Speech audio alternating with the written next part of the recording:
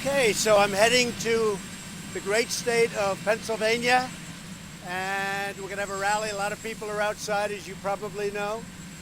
Many people, and it's going to be a packed house, as it always is. I don't know if you've ever seen a vacant seat for Trump, but I don't think so. We're going to have a good time. I don't know who's coming, but I hope you're coming. It'll be a lot of fun. President, why are you asking Don McGahn to defy a congressional subpoena? Well, as I understand it, they're doing that for the office of the presidency for future presidents. I think it's a very important precedent. And the attorneys say that they're not doing that for me, they're doing that for the office of the president. So we're talking about the future. Yes, go ahead. What's your feeling on Judge Mesa's ruling about your financial record, and do you plan to appeal? Well, we disagree with that ruling. It's crazy because you look at it, this never happened to any other president. They're trying to get a redo. They're trying to get what we used to call in school a do-over. And if you look, we had no collusion, we had no obstruction, we had no nothing.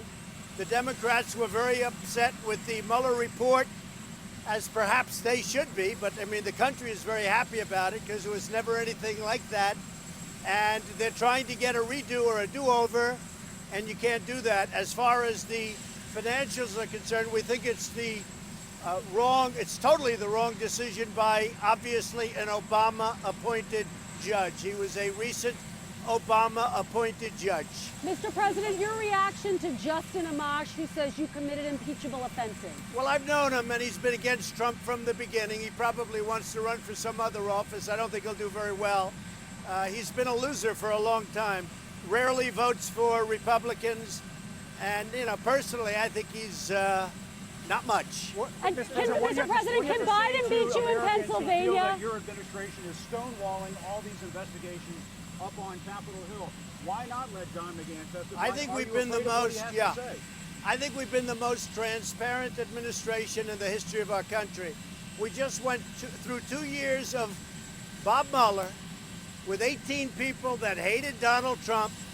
They were angry Democrats, as I called them. We've been through it for 2 years. They spent almost $40 million on it. We had, I think, 500 people testified.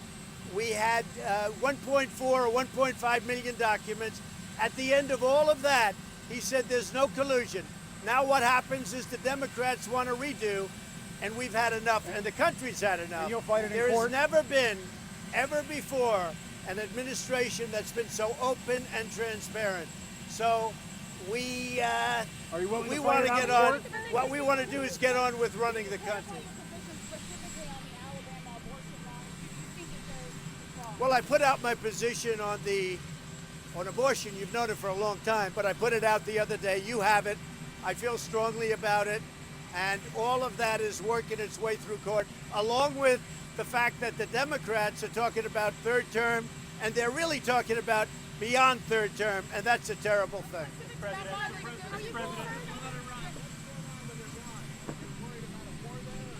So with Iran, we'll see what happens, but they've been very hostile. They've truly been the #1 provocateur of terror in this country, and representing their country, but certainly our country has been very much involved because we're trying to help a lot of people out, and I don't mind that at all. We have no indication that anything's happened or will happen, but if it does, it will be met, obviously, with great force. We'll have no choice. Mr. President. Say it. We've not talked about it. We'll see what happens. If they called, we would certainly negotiate, but that's going to be up to them. I'd only want them to call if they're ready. If they're not ready, they don't have to bother. Mr. President. Economic sanctions to Iran, are you going to pause it to try and de-escalate tensions right now? Well, we'll see what happens, but right now we have very strong sanctions. We'll see what happens.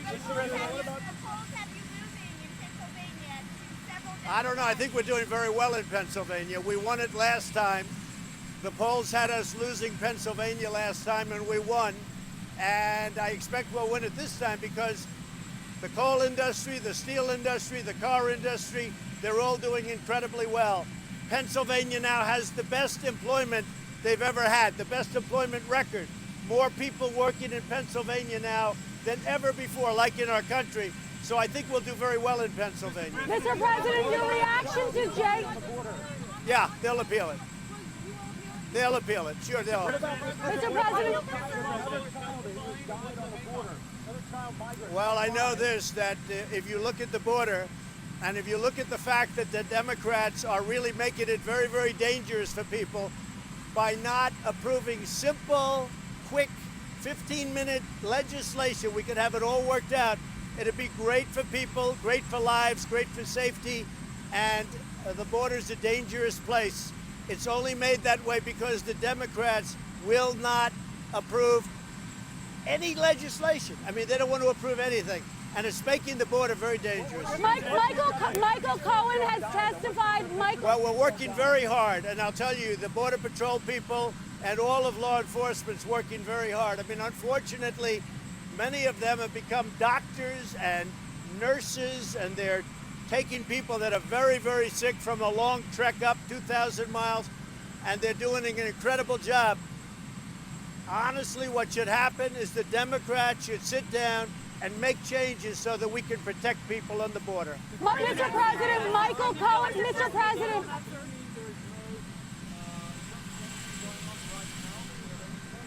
Say it again. There are no talks going on with Iran. I think Iran would be making a very big mistake if they did anything. If they do something, it'll be met with great force. But we have no indication that they will. Mr. President. Mr. President.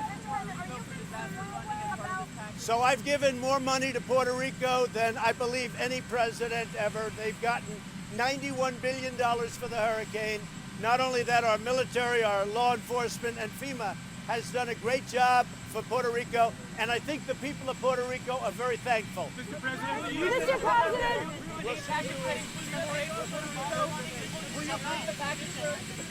Oh, you're fine.